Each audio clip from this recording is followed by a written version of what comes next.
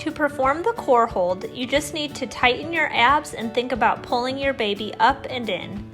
Hold the contraction for around 5 seconds, then relax and repeat.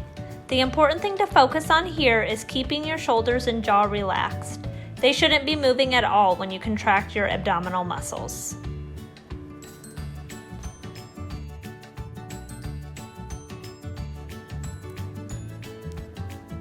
For the crunch, you will start lying on your back. Place your hands behind your head and pull the baby up and in with a relaxed jaw and shoulders. Then perform a small crunch by slightly lifting your shoulder blades off of the ground. If you are experiencing any lower back pain, you can place something under your lower back for a little bit of extra support. When doing extended child's pose, you will start in a tabletop position with your hands beneath your shoulders and your knees under your hips. Next, you will widen your knees and sit your hips back until your butt is resting on your heels. You want your arms extended out in front of you, and you should be dropping your chest towards the floor. For a deeper stretch, you can rise up to your fingertips as you are reaching your hands forward.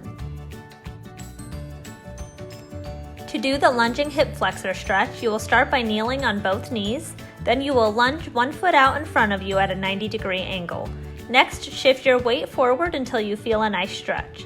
It's important to activate your core muscles and contract your glutes while doing this stretch to prevent an excessive interior pelvic tilt, which is when your hips are tilting too far forward. Make sure to stretch both sides. For bird dog, you will start in a tabletop position on all fours. Next, you will extend one arm out in front of you while maintaining a tight core. If you feel comfortable with your balance here, you can try extending the opposite leg out behind you.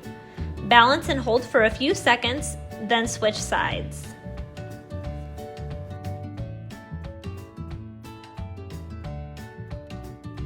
To do a reverse fly, you will start in an athletic stance with a slight bend in your knees and elbows.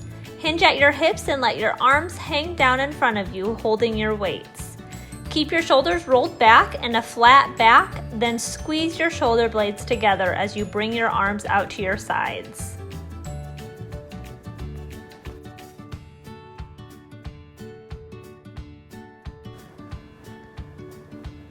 For a bent over row, you will start in a similar stance with your hips hinged, your shoulders rolled back, and a flat back. This time you will keep your elbows close to your body as you row the weights up towards your sides. You want to make sure that you squeeze your shoulder blades together and row up until your elbows go past your back.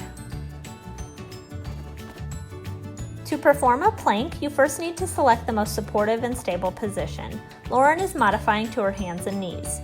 You want to crawl your hands out until they are under your shoulders, then you'll squeeze your belly button inward towards your back and hold. Your body should form a straight line from your armpit to your knees or ankles. Another way to modify is by doing an incline plank on a chair, bench, or table. If you want a modification to make it more difficult, you can try planking on your hands and toes, but make sure you keep proper form. For the bent arm wall stretch, you will start by facing a wall or door frame. You will then place your hand against the wall or door frame at a 90-degree angle.